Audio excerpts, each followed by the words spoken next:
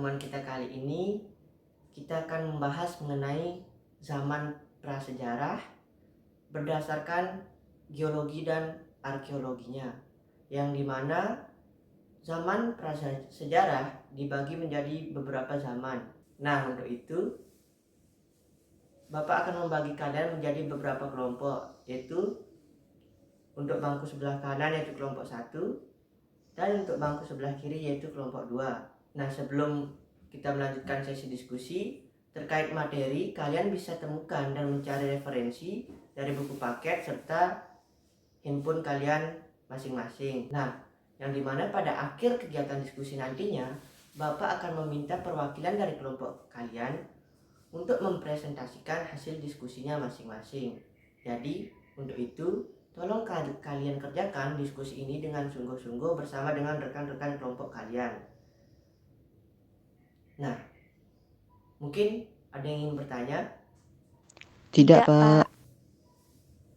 Nah, karena tidak ada yang ingin bertanya, untuk diskusi kali ini kita bisa mulai. Untuk itu, kalian silakan mengerjakan dengan kelompok kalian masing-masing ya.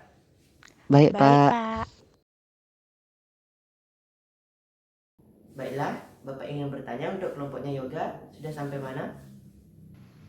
Saya baru setengah, Pak. Baru sampai pembagian zaman praaksara berdasarkan geologinya nih, Pak. Baiklah. Nah, untuk kelompoknya Putri sudah sampai mana hasil diskusinya?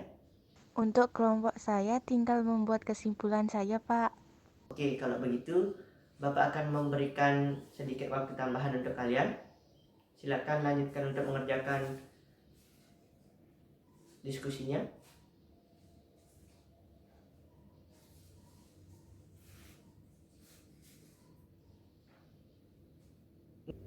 Baiklah anak-anak, untuk waktu diskusi kali ini sudah selesai ya. Nah, seperti apa yang telah Bapak sampaikan di awal, di sini Bapak akan meminta perwakilan dari kelompok kalian masing-masing untuk mempresentasikan hasil diskusi kali ini.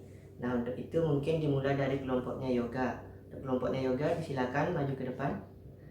Baiklah, silakan presentasikan hasil diskusi kelompoknya.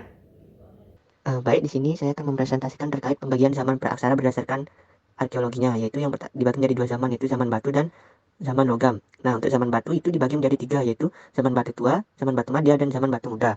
Yang dimana zaman batu tua atau paleolitikum adalah suatu masa di mana hasil buatan alat-alat dari batunya masih kasar dan belum diasah sehingga bentuknya masih sederhana.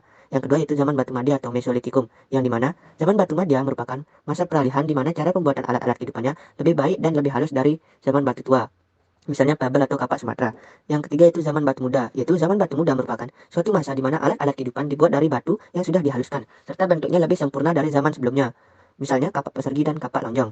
Untuk presentasi selanjutnya akan dilanjutkan oleh rekan kelompok saya untuk zaman logam. Baik, perkenalkan saya Deva dari kelompoknya Yoga, yaitu ingin mempresentasikan yaitu terkait zaman logam, di mana zaman logam berarti berakhirnya zaman batu, karena pada zaman logam alat-alat batu pun terus berkembang bahkan sampai sekarang. Zaman logam hanyalah untuk menyatakan bahwa pada zaman tersebut alat-alat dari logam telah dikenal dan digunakan secara dominan. Perkembangan zaman logam di Indonesia berbeda dengan yang ada di Eropa, karena zaman logam di Eropa mengalami 3 pembagian zaman, yaitu zaman tembaga, zaman perunggu, dan zaman besi. Baiklah, cukup sekian presentasi dari kelompok saya. Terima kasih. Wah, presentasi dari kelompoknya Yoga sudah cukup baik ya.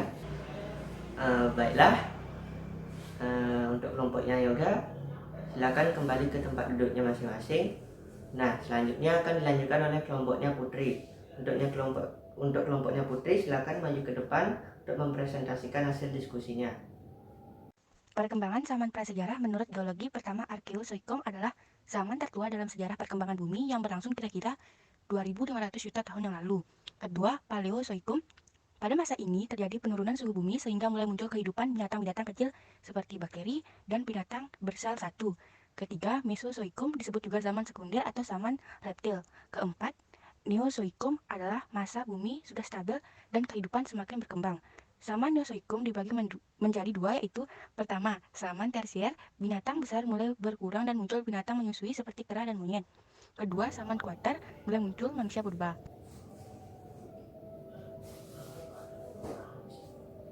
Baiklah, untuk presentasi dari kelompoknya Yoga dan kelompoknya Putri sudah cukup baik ya.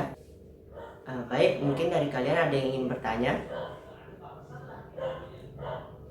Baiklah, jika tidak ada yang bertanya, mungkin diskusi kali ini kita akhiri sampai di sini.